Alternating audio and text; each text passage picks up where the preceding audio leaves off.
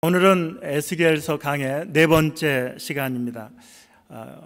2주가 지났기 때문에 복습을 좀 하겠습니다. 여러분 다 잊어버리셨죠?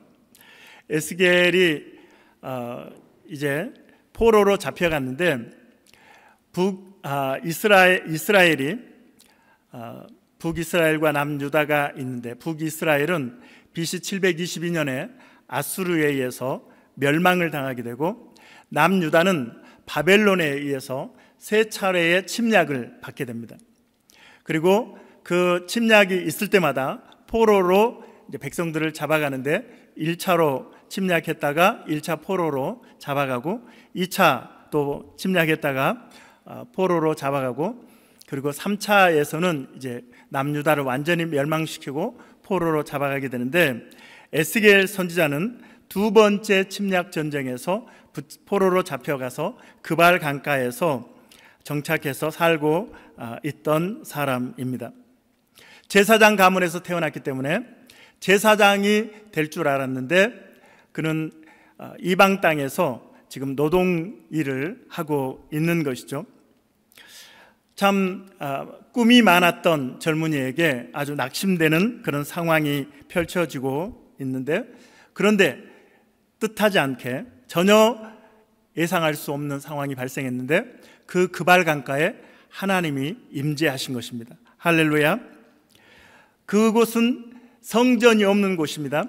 이방 땅입니다. 폐허라고 하는 이름의 의미가 있는 그발 강가. 그런데 그곳에 하나님이 찾아오신 것이죠. 사랑하는 여러분, 하나님의 임재는 장소가 중요한 것이 아닙니다. 사람의 직분이 중요한 것이 아닙니다.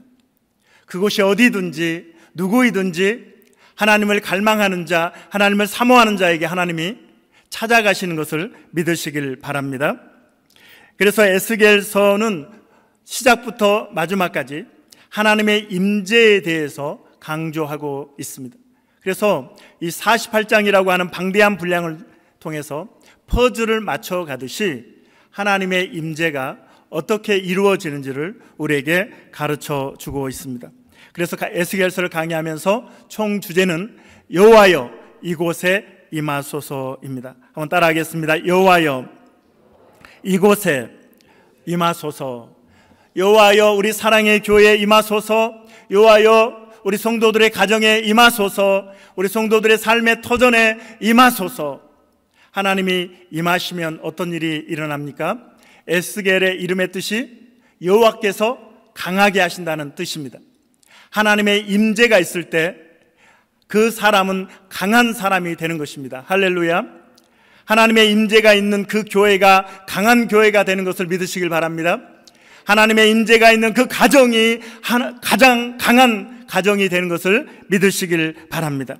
그래서 우리는 하나님의 임재를 간절히 사모해야 하고, 에스겔서를 통해서 하나님의 임재가 어떻게 이루어지는지를 가르쳐주고 있기 때문에 여러분 에스겔서를 우리가 강의할 때 빼놓지 말고 계속 들으시기를 바랍니다.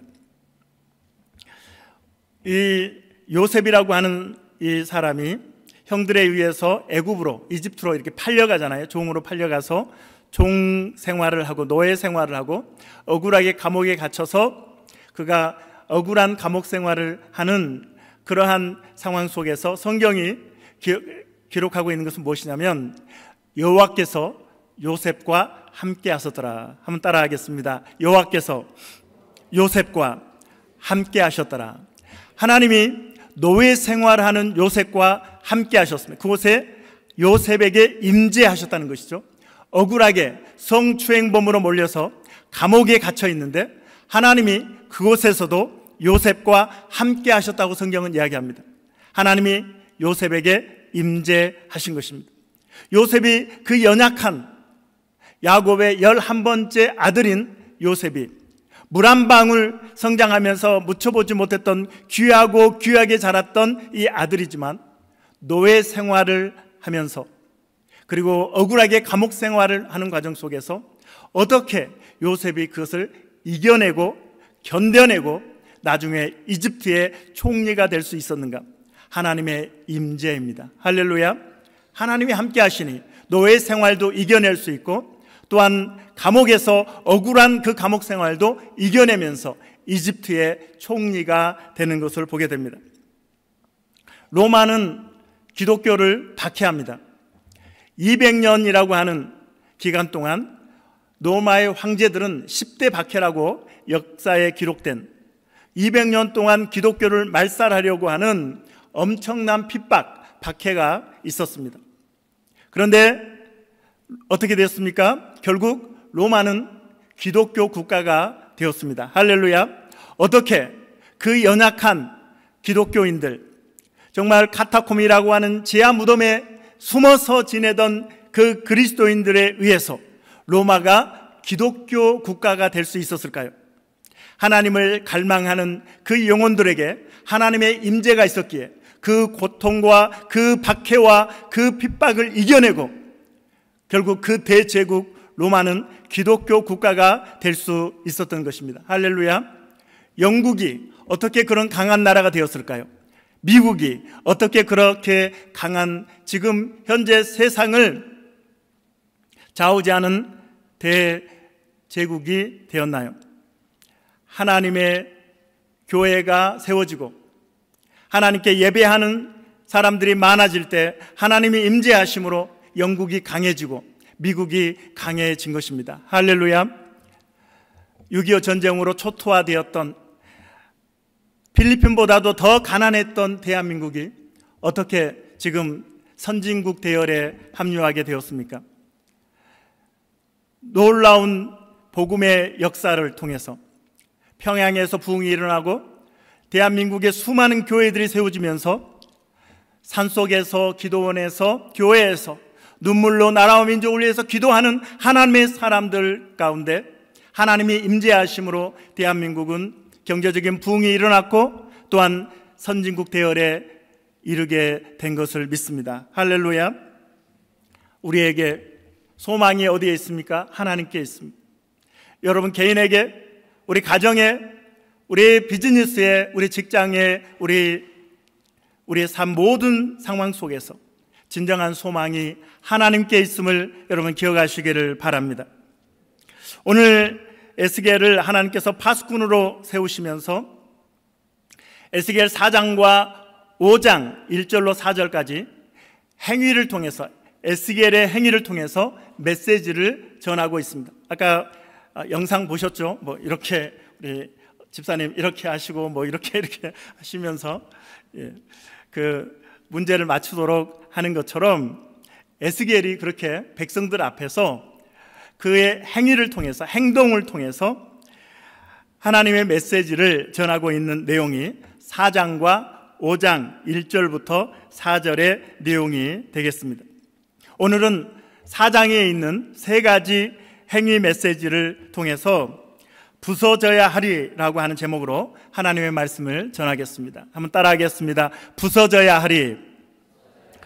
부서져야 하리. 자, 첫 번째 상징적인 행위 메시지는 에스겔에게 토판을 가져다가 토판에다가 예루살렘을 그려라, 이렇게 말씀을 하십니다. 자, 1절부터 3절까지 우리 함께 읽을까요? 에스겔 4장 1절부터 3절입니다. 시작. 너 인자야, 토판을 가져다가 그것을 내 앞에 놓고 한 성읍 곧 예루살렘을 그 위에 그리고 그 성읍을 에워싸되 그것을 향하여 사다리를 세우고 그것을 향하여 흙으로 언덕을 쌓고 그것을 향하여 진을 치고 그것을 향하여 공성태를 둘러 세우고 또 철판을 가져다가 너와 성읍 사이에 두어 철벽을 삼고 성을 포위하는 것처럼 에워싸라. 이것이 이스라엘 족속에게 징조가 되리라. 하나님께서 토판을 갖다가, 이 토판은 당시 진흙으로 이겨서 만든 것인데 고대 근동에서는 여기에 이제 글을 쓰고 뭐 계약을 한다든지 또 어떤 개인적인 이야기들을 기록할 때 이 토판을 사용했다고 합니다. 지금도 고고학자들이 이렇게 발견을 하고 있는 고대 근동 당시의 토판들의 모습이 되겠습니다. 오늘날에는 이제 뭐 노트, 뭐 스케치북 이런 게 되겠죠.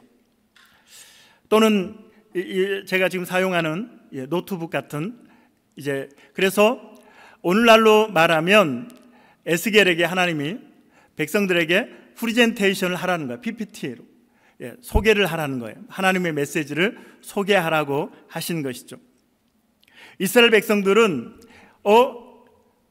지금 에스겔이 예루살렘을 그리고 있네 라고 하는 예루살렘에 대해서 너무나 잘 아는 그러한 그림이기 때문에 예루살렘이구나, 혹시 하나님이 에스겔을 통해서 좋은 메시지를 주시지 않을까 잔뜩 기대하고 토판에 그려지는 예루살렘을 보고 있었을 것입니다.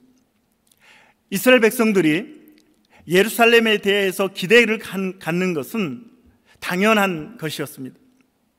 그들이 갖고 있는 선민의식, 하나님의 택한 백성이라고 하는 이 선민의식을 통해서 그들이 마음에 확신하고 있었던 것은 예루살렘은 절대 무너지지 않는다. 예루살렘은 절대 적군들의 군합발에 짓밟히지 않는다. 왜냐하면 예루살렘에는 하나님께 제사드리는 성전이 있기 때문이다. 그렇기 때문에 지금 1차 침략을 당하고 2차 침략을 당하면서 포로들이 끌려가고 지금 풍전등화의 예루살렘의 모습이지만, 그러나 그들이 확신하는 것은 예루살렘은 망하지 않는다라고 하는 것입니다. 그래서 이 포로로 잡혀왔지만 마음에 기대하는 것은 무엇입니까? 이제 곧 우리는 돌아갈 거야, 우리는 곧 예루살렘으로 돌아갈 거야 라고 하는 기대감이 있었고, 그 당시에 거짓 선지자들은 하나님이 우리를 곧 고국으로 예루살렘으로 돌아가게 하실 것이라고 하는 거짓 메시지를 선포하고 있던 상황이었습니다. 하나님께서 에스겔에게 예루살렘을 그리라고 했을 때 백성들은 이러한 배경 속에서 그것을 바라보면서 잔뜩 기대했을지 모르겠습니다. 이제 우리도 하나님이 예루살렘으로 돌아가게 하시려고 그러시나 보다. 그런데 그 메시지는 무엇입니까? 예루살렘의 멸망에 대한 메시지였습니다. 2절 한번 보여주시겠습니까? 2절에 보면 그 성읍을 에워싸되, 그 성읍을 에워싸되, 원어의 의미를 보면 포위에서 공격한다라고 하는 의미가 되고 있습니다. 포위에서 예루살렘을 공격하고 사다리를 세우고, 군인들이 이제 성벽을 타고 넘어갈 수 있는 도구죠. 그리고 이 예루살렘은 백성들이 종교적으로도 하나님이 지켜주시리라는 확신을 갖고 있었지만, 지형적으로 높은 지역에 있었고 요새화된 난공불락의 그러한 성이라고 지형적으로 그들은 생각을 하고 있었습니다. 그런데 에스겔을 통해서 보여주는 것은 흙 언덕을 쌓고 공성태를 둘러세우고, 공성태 한번 보여주시겠어요? 자, 공성태는 이 원어를 보면 염소, 수양, 양이라고 하는 그런 뜻을 갖고 있습니다. 양의 특징은 뭡니까? 뿔을 가지고 있죠. 뿔로 이렇게 받는 것 같은. 그래서 이 공성태는 통나무 앞에 쇠를 붙여놓고 그것으로 성문을 들이받는 거예요.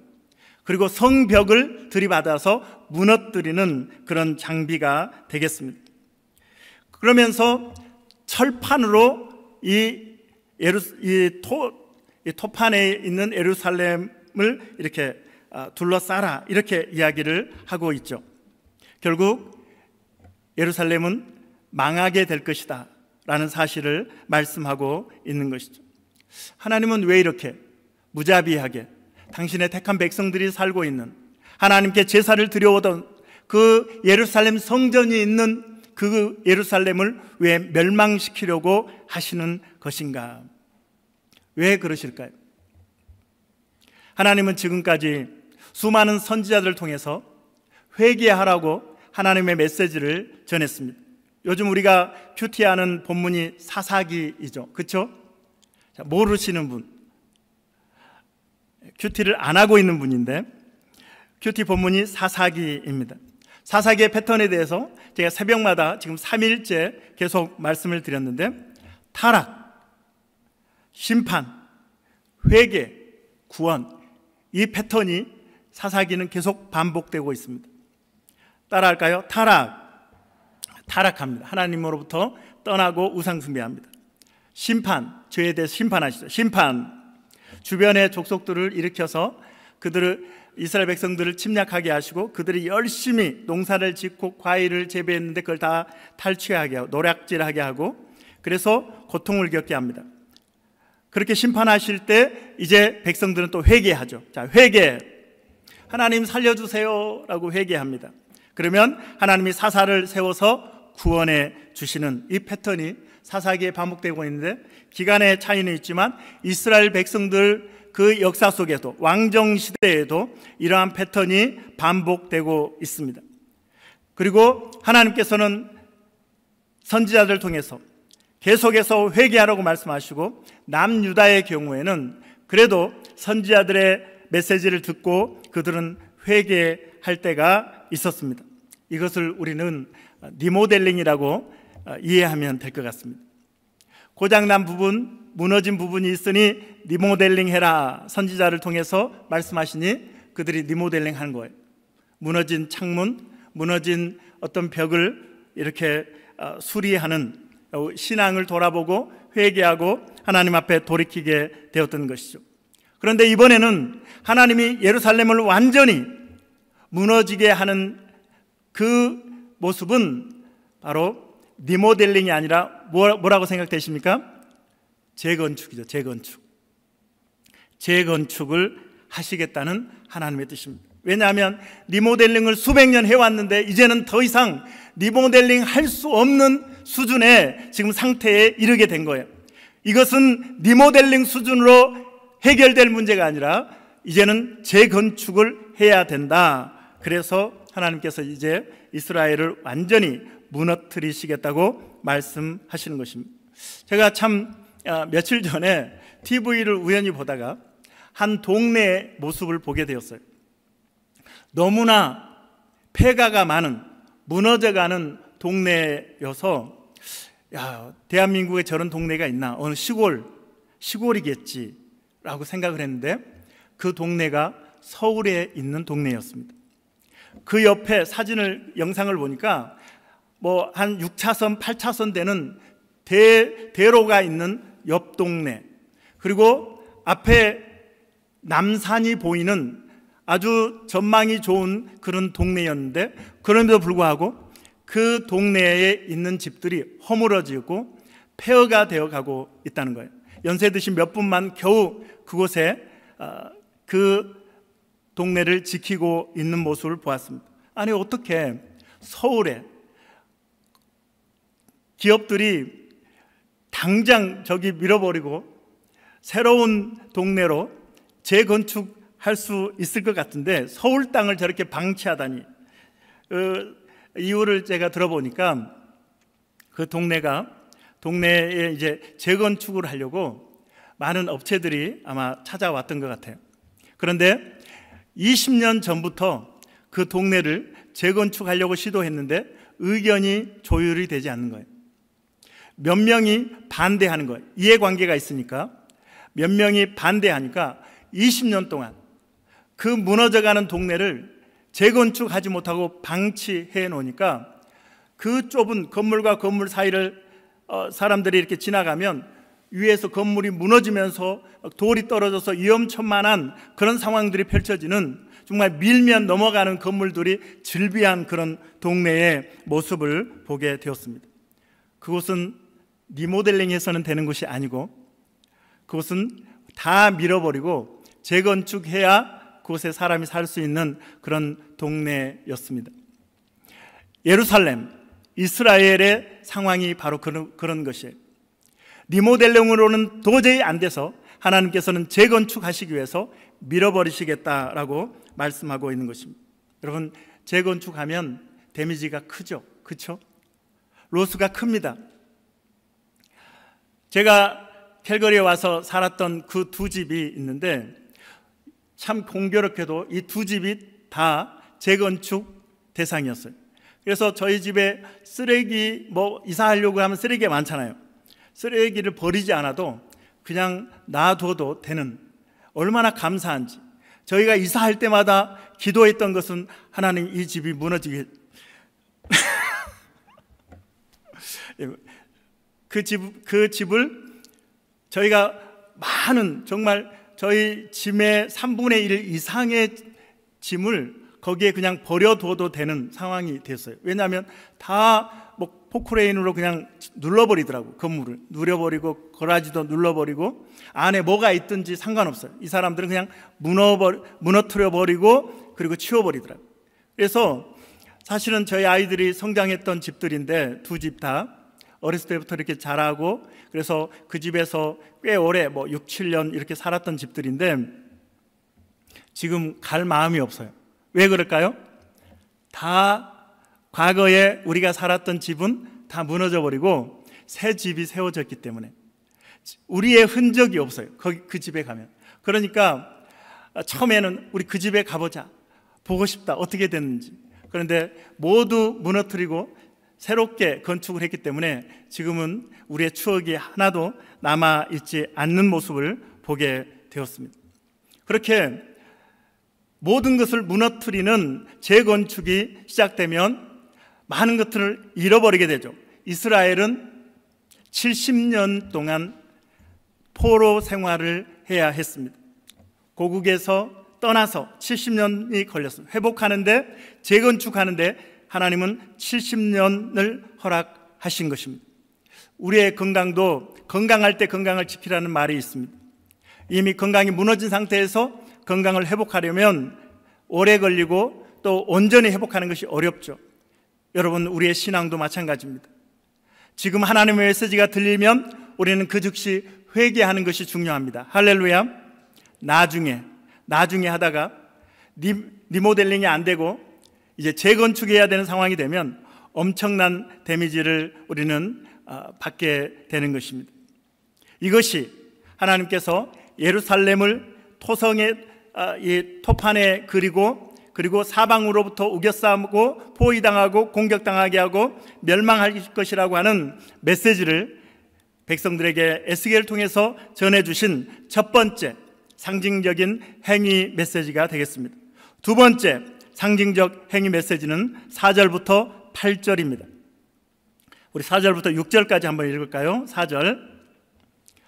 너는 또 왼쪽으로 누워 이스라엘 족속의 죄악을 짊어지되 내가 눕는 날수대로 그 죄악을 담당할지니라. 내가 그들의 범죄한 횟수대로 내게 날수를 정하였나니 곧 391일이니라.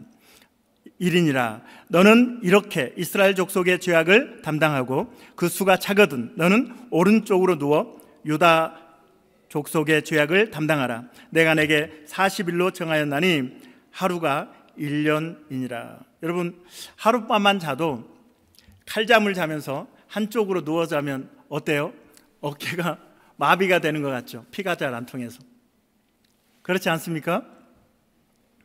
혈액순환 잘 되세요? 그런데 하나님께서 너 왼쪽으로 누워서 390일 동안 있어. 그리고 다시 오른쪽으로 누워서 40일을 있어 라고 에스겔에게 이야기하는 거예요. 저는 이걸 보면서 메신저의 그 극한 직업, 그렇죠? 제가 캐나다에 와서 그 비자가 취소당하는 엄청난 일을 겪으면서 이 마음속이 터지려고 하는 그런 감정 때문에 눈을 감고 누울 수가 없어서 1시간 걷고 2시간 걷고 3시간 걷고 4시간 걷고 다시 6시간 다리를 절면서 걸으면서 얼마나 고통 가운데 그 세월을 보냈는지 모릅니다. 한국으로 돌아가야 되는가? 캘거리에 남아야 되는가? 하나님께 기도했습니다. 하나님 어떻게 할까요? 하나님, 제가 한국으로 돌아가야 합니까? 캘거리에 남아야 합니까? 하나님이 저에게 주신 마음은 외국에서 이민자로 살아가는 사람들이 너와 같은 일들을 겪으며 살아간단다. 내가 이민자의 삶을 보면서 얼마나 마음 아파하는지 너는 아느냐? 이민자들을, 내 백성을 너에게 부탁한다. 이사야 40장 1절, 내 백성을 위로하라. 내 백성을 위로하라. 하나님이 저에게 주신 마음이었습니다. 그래서 우리 교회 이름이 사랑의 교회인 것입니다. 할렐루야. 저를 메신저로, 이민자에 대한 메신저로 세우기 위해서 제가 돌아보니까 이민자가 겪는 대부분의 일들을 제가 다 겪었더라고요. 나중에도 말씀드리겠지만 정말 이민자가 겪는 그런 일들을 대부분 다 겪었습니다. 그래서 메신저는 참 극한 직업이구나 라는 생각을 합니다. 저를 좀 불쌍히 여겨주시기를 비나이다. 이 에스겔에게 북이스라엘의 죄를 위해서는 390일을 그렇게 감당해라, 짊어져라. 남유다를 위해서는 40일을 그렇게 누워서 담당해라, 짊어지는 거예요. 메신저는 그렇게 백성들, 성도들의 무거운 짐을 함께 짊어지는 그런 사람이라는 것을 보여주고 있습니다. 그래서 390일과 40일이 무엇을 의미할까? 많은 학자들이 이야기하는데, 제가 볼 때 이렇게 주장하는 학자의 그 주장이 상당히 설득력이 있다 생각이 됩니다. 자, 북이스라엘에게 390일은 BC 931년에 남북이 분열이 되잖아요. 우리나라 남북이 이렇게 북한과 남한이 이렇게 나눠진 것처럼 BC 931년에 북이스라엘과 남유다가 갈라지는데, BC 931년부터 북이스라엘이 여로보암 1대 왕부터 송아지 우상을 세워서 하나님으로부터 등을 돌리고 우상을 숭배하게 한 북이스라엘, 그리고 BC 538년 포로에서 다시 돌아오는 그때까지가 약 390년이 됩니다. 그래서 그 기간을 의미하는 것이다.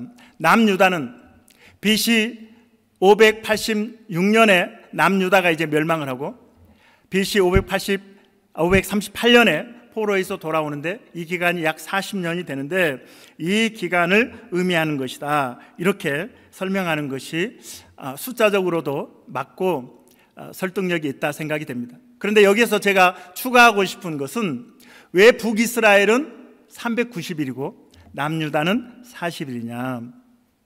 북이스라엘은 처음부터 끝까지 우상 숭배를 했던 나라입니다.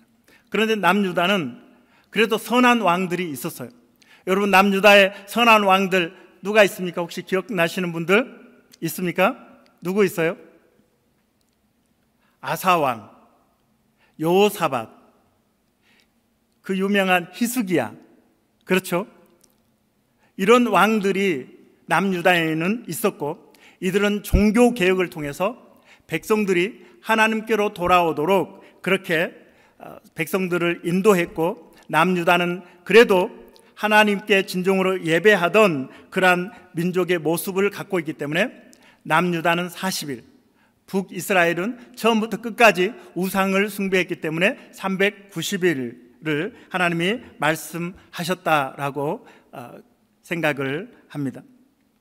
그러면 여러분, 여기에서 우리가 이 하나님이 390일, 40일을 말씀하셨다는 것에 대해서 제가 마음에 하나님이 이렇게 디테일하게 사람들을, 민족을 보고 계신다라고 하는 사실을 생각할 때 아주 몸이 다 뭐라 그러죠? 이 소름이 끼치는, 그렇죠? 하나님은 우리를 섬세하게 지켜보십니다. 날짜를 계산하십니다. 우리 야유예배 영상에서 우리 이강일 간사님이 플러스 마이너스 점수를 계산하잖아요. 우리 마이클이 마이너스 60점 막 이렇게 해가지고 우리가 졌잖아요. 점수가 하나님이 너 플러스 몇 점, 너 마이너스 몇 점을, 채점을 계속 하고 계신다는 거예요. 누구는 390일이고 누구는 40일이 된다라고 하는 것입니다. 사랑하는 여러분, 하나님은 우리의 삶을 보시면서 우리의 삶에서 더할 부분도 있으시다고 말씀하시고 뺄 부분도 있다고 말씀하십니다. 여러분의 삶은 지금 하나님 앞에 플러스 요인으로 살고 계십니까? 아니면 빼기의 인생을 살고 계십니까? 하나님께서 에스겔을 옆으로 누워있는 동안에 너는 몸을 스스로 돌리지 못할 것이다. 얼마나 힘들겠어요. 몸을 좀 돌려서 혈액순환도 하고 싶은데 돌리지 못하도록 몸을 묶어버리신다고 말씀하고 있습니다. 8절 같이 읽겠습니다. 내가 줄로 너를 동일이니 내가 에워싸는 날이 끝나기까지 몸을 이리저리 돌리지 못하리라. 여러분, 묶일 때가 되면 움직일 수 없는 것이죠. 지금 우리는 자유의지가 있습니다. 하나님은 우리에게 자유의지를 주셨고 우리의 선택을 따라서 하나님을 섬길 수도 있고 죄를 선택할 수도 있습니다.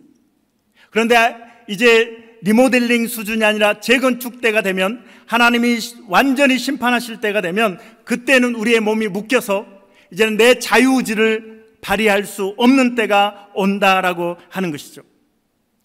내 마음대로 지금 살 때가 회개할 때고 돌이킬 때인 것입니다. 할렐루야.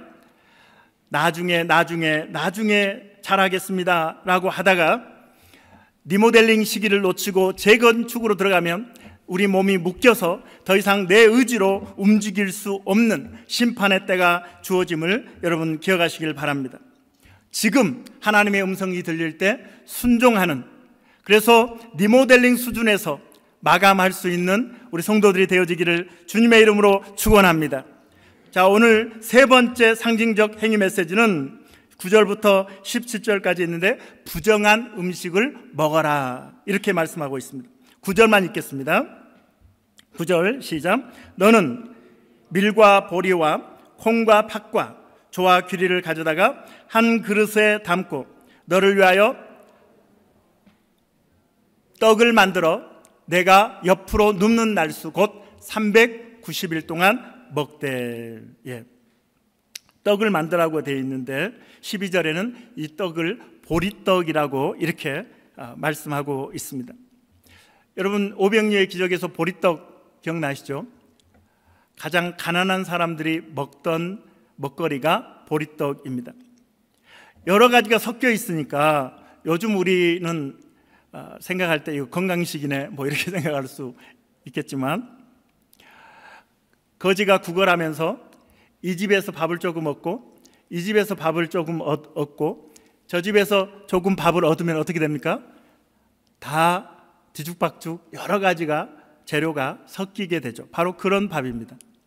거지가 구걸해서 얻은 밥의 모습이고, 보리떡이라고 하는 명칭을 12절에서 사용하고 있는 것을 보면 가장 가난한 빈곤한 사람들이 먹었던 그런 음식입니다.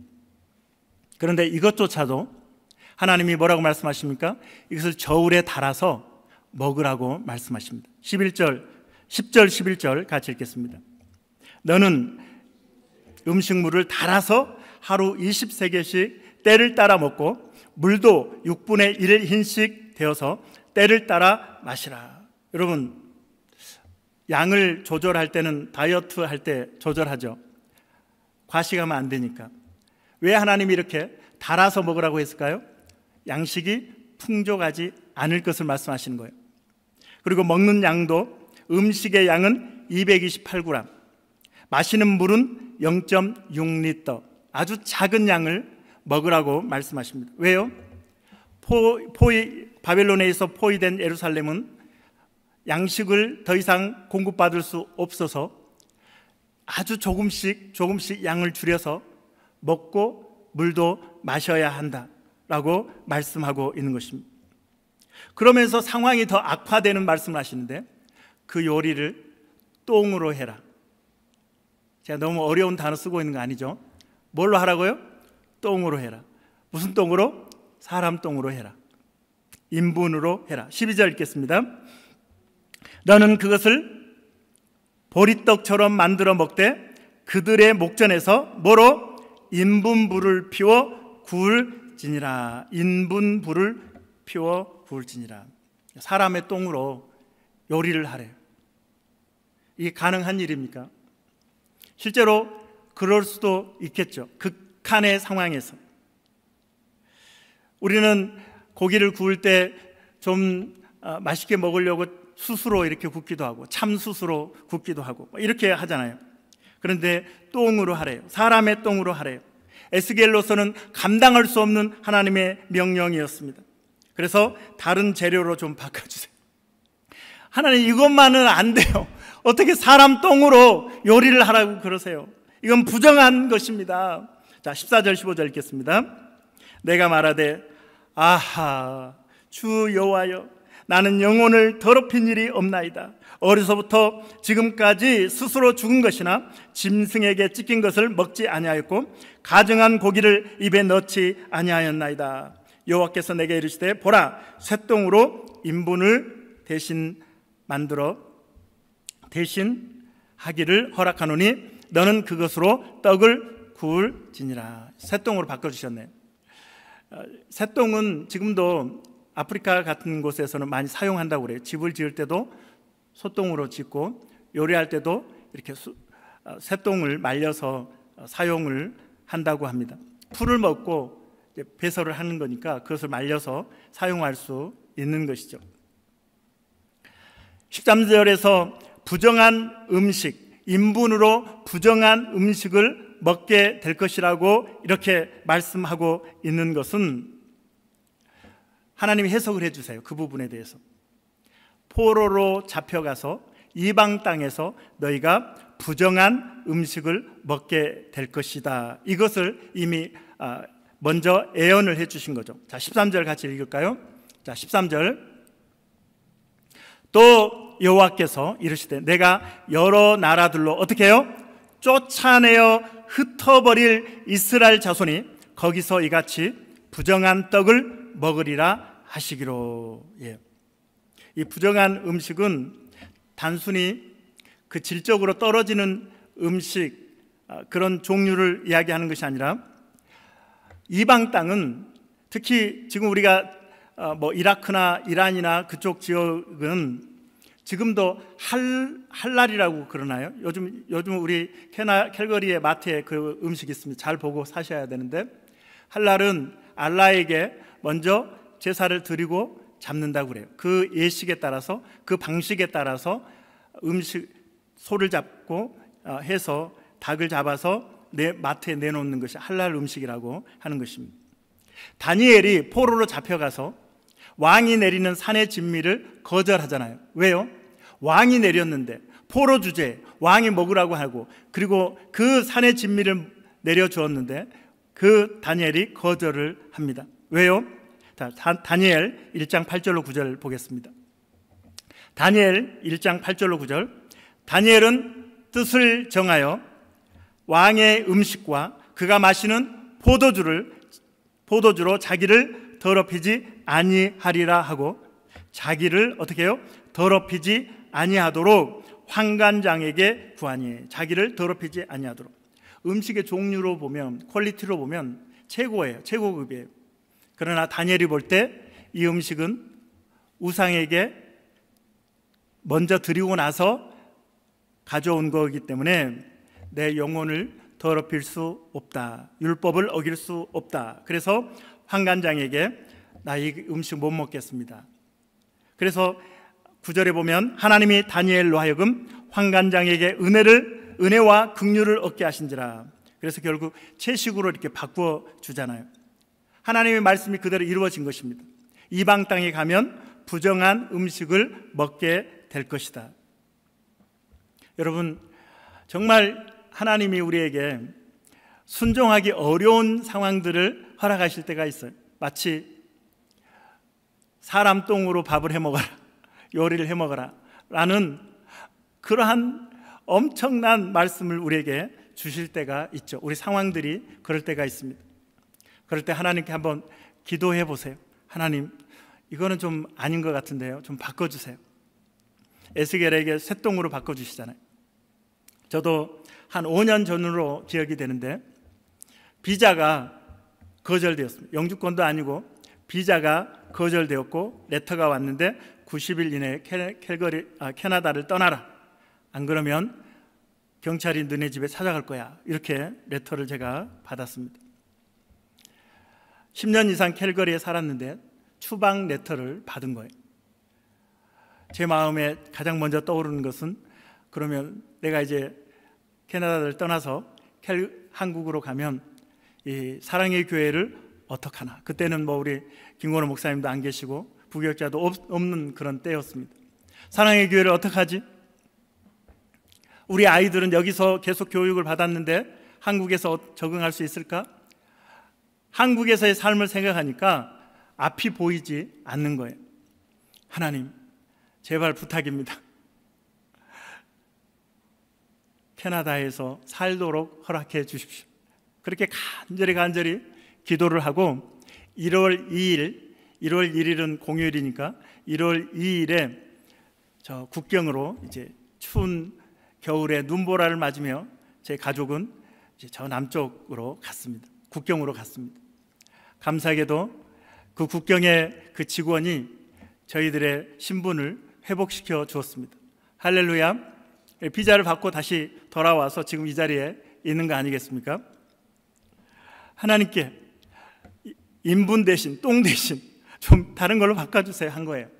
추방 대신 이곳에 좀 살도록 해주세요.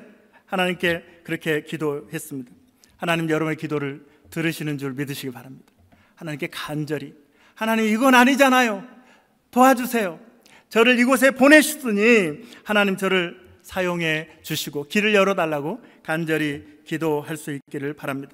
그런데 오늘 행위 메시지의 결말은 죄악 중에 쇠폐하리라, 망하리라. 에스겔 4장 16절 17절 오늘 마지막 절입니다. 같이 읽겠습니다. 시작. 또 내게 이르시되 인자야, 내가 예루살렘에서 의뢰하는 양식을 끊으리니 백성이 근심 중에 떡을 달아 먹고 두려워 떨며 물을 데워 마시다가 떡과 물이 부족하여 피차에 두려워하며 떨며 그 죄악 중에서 쇠폐하리라. 먹는 것도 이제 달달달달 떨면서, 물도 두려워 떨면서 이제 이거 먹으면 끝이구나, 이제 이거 먹고 이제 더 이상 먹을 게 없구나, 이제 피차 두려워하며 떨며 죄악 중에서 쇠폐하리라. 리모델링 시기가 지나니까 하나님은 재건축을 하시기 위해서 밀어버리시는 거예요. 예루살렘을 밀어버리시는 것입니다. 이 메시지를 왜 그발 강가에 있는 포로민들에게 하나님은 에스겔을 통해서 전해주시는 걸까요? 멸망이 하나님의 본심이 아님을, 하나님은 멸망시키는 것이 본심이 아님을 재건축을 설명하고 계시는 것입니다. 할렐루야. 내가 밀어버리겠지만 다시 재건축할 거야. 이 퍼즐을 하나님은 에스겔서를 통해서 계속 하나하나 맞추어 가시는데 오늘 4장은 밀어버리시는 과정을 설명하고 있습니다. 그냥 심판하실 거면 이런 설명이 필요 없죠. 왜 이렇게 밀어야 하는지, 그리고 내가 이렇게 밀어버린 다음에 어떻게 재건축할 것인지를 쭉 에스겔서는 설명하고 있습니다. 이방 땅에서 포로로 잡혀가 절망 중에 있는 성도들에게 내가 재건축할 테니 거기에서 잘 기다리고 있어라, 인내하고 있어라, 믿음을 지키고 있어라 라고 말씀하고 있는 것입니다. 궁극적으로 재건축, 이 예루살렘에 대한 심판의 메시지가 끝이 아니고 이것은 희망의 메시지가 되는 것입니다. 할렐루야. 찬양 중에 복음성가에 부서져야 하리라는 찬양이 있습니다. 부서져야 하리, 부서져야 하리, 무너져야 하리, 깨져야 하리, 더 많이 깨져야 하리, 씻겨야 하리, 깨끗이 씻겨야 하리, 다 버리고 다 거치고 겸손히 낮아져도 주 앞에서 정결타고 자랑치 못할 거예요. 앞에서 말씀드렸듯이 서울의 한 도시, 한 동네, 서울, 우리나라 최고의 도시 서울에 있는 그 동네가